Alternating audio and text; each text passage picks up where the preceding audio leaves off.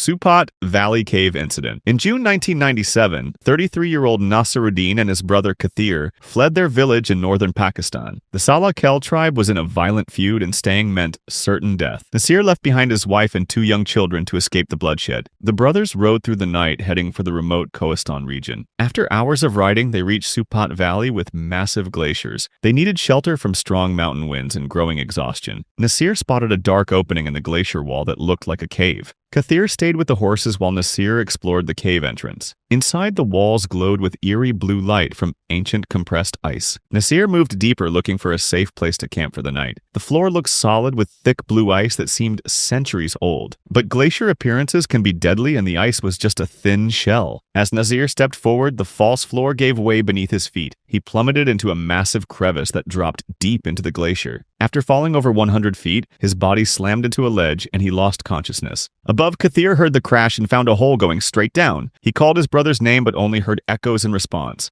Kathir ran for help and villagers arrived with ropes and lanterns. They searched for 3 days, but the crevice was too deep and narrow. The glacier began closing the wound and sealing itself shut with new snow. The extreme cold froze Nasir's body almost instantly after impact. The glacier created perfect preservation conditions with no oxygen or moisture. No bacteria could cause decay in the crevice's frozen environment. The cold preserved his skin, clothes, and facial features perfectly. For 28 years, Nasir lay in perfect preservation deep in the ice. His wife waited for news that never came while his children grew up fatherless. Starting in the early 2000s, temperatures in northern Pakistan began rising dramatically. The massive glaciers started melting faster than they ever had before. By 2025, the glacier in Supat Valley had retreated significantly. On August 1st, 2025, Shepherd Omar Khan crossed the melted glacier area. Omar saw something sticking out of the melting ice that looked like a person. It was a man perfectly preserved with his clothes completely intact. He looked like he had just laid down recently, despite decades-old clothing style. Omar found an identity card in the man's pocket reading Nasiruddin. The card was dated from the 1990s, but still perfectly legible after 28 years. Police arrived and records showed Nasir had been reported missing in June 1997. His brother Kathir, now much older, was contacted for the heartbreaking reunion. Time had stood still for Nasir while marching on for everyone else. DNA tests confirmed the identity, though family recognized him immediately. Ottawa River Cave Incident. On July 19, 1988, experienced cave divers John Lamari and Luc LeBlanc explored underwater caves near the Ottawa River. They were part of a 2-week cave diving camp organized by the Speleological Society of Quebec. John Lamari was 37 years old and known as a methodical, safety-conscious diver. The 2 divers approached a spring that looked like a simple surface pool, but beneath the innocent-looking water lay a complex underwater cave system. They entered the water and began their descent into the flooded passage. The underwater tunnel was about 6.5 feet high and 16 feet wide. The maximum depth reached about 20 feet below the surface. Emergency ascent to the surface was impossible due to the rock ceiling above. They swam into the cave system, laying guideline rope as they progressed. This thin rope would be their lifeline back to the surface. The guideline was their only navigation aid in the dark underwater environment. At 295 feet into the cave system, they reached their predetermined turnaround point. Experienced cave divers follow strict air consumption rules for safety. They never use more than 1/3 of their air supply going in. This leaves 1/3 for the return trip and 1/3 for emergencies. Lamari discovered a minor leak in one of his regulators. The 2 divers returned to the surface where Lamari cleaned his equipment. After ensuring his gear worked properly, they re-entered the cave. This second dive was supposed to be routine and safe. At the end of their guideline, Lamari signaled to begin their exit. LeBlanc experienced a minor entanglement with the guideline. It took him only moments to sort out the small problem, but when he looked around in the murky water, he couldn't see Lamari. Visibility was poor and sediment reduced their visual range to just a few feet. Assuming Lamari had gone ahead as planned, LeBlanc followed the guideline out. The return journey felt normal with no reason to suspect anything wrong. When LeBlanc surfaced in the entrance pool, he found himself completely alone. Lamari should have been there waiting and discussing the dive. Every cave diver's worst nightmare was beginning to unfold. Without hesitation, LeBlanc re-entered the cave to search for his partner. He followed the guideline back through 295 feet of underwater passage. The return journey felt like hours as LeBlanc fought growing panic. At the end of their survey line, LeBlanc made a horrifying discovery. John Lamari was floating motionless in the water, clearly dead. His regulator was no longer in his mouth, but his mask remained on. Most disturbing was the blood visible on Lamari's diving mask. This wasn't equipment failure or navigation error, but a medical emergency. LeBlanc's air supply was running dangerously low after the extended search. He was 295 feet from the surface with a deceased partner. Cave diving diving protocol demanded he save himself rather than risk a second death. He managed to move Lamoury's body partway toward the entrance, but his air supply forced him to make the agonizing decision to leave his partner. The swim back alone, abandoning Lamoury in the darkness, traumatized LeBlanc forever. Professional recovery divers returned the next day with specialized equipment. Their investigation revealed Lamoury's equipment was functioning perfectly. His air tank still contained breathable air and showed no equipment failure. There were no signs of entanglement or navigation errors. The blood on his mask suggested he suffered a severe nosebleed. This may have caused suffocation when combined with losing his regulator. Alternatively, he might have experienced a sudden heart problem or aneurysm. What made Lamoury's death so terrifying was its complete randomness. Illinois Cave Incident. On December 3, 2011, 4 experienced cavers entered a remote Illinois cave for a challenging expedition. Chad McCain, Todd McCartney, Ralph Sawyer, and Jason Kern planned to explore water-filled passages with dangerously low airspace. McCartney was 44 years old and the veteran who had explored these passages before. McCain was the newcomer to this specific cave system. McCartney wore a neoprene hoodie over his wetsuit for extra cold water protection. The 4 men worked their way toward the water-filled passage in the cave. When they reached their target, they saw dark, cold water with barely any airspace above. McCain volunteered to lead upstream despite being new to this cave. The water was 3 to 4 feet deep, but the low ceiling forced him to crawl awkwardly. He held his helmet in his hand and pressed his face against the rocky ceiling. The airspace dropped to 6 inches, then to only 3 inches above the water surface. McCain hesitated at this dangerous section with essentially zero margin for error. McCartney saw McCain's hesitation and made a fatal decision to take the lead. He moved past McCain and continued upstream into unexplored territory. McCartney pressed his nose against the ceiling, breathing through minimal airspace. The sensation was claustrophobic and terrifying, like swimming through a water-filled tunnel. McCartney continued for 40 feet beyond where McCain had stopped. As McCartney rounded a bend, the nightmare scenario unfolded before him. The passage angled sharply downward with the ceiling dropping even lower. In the bend,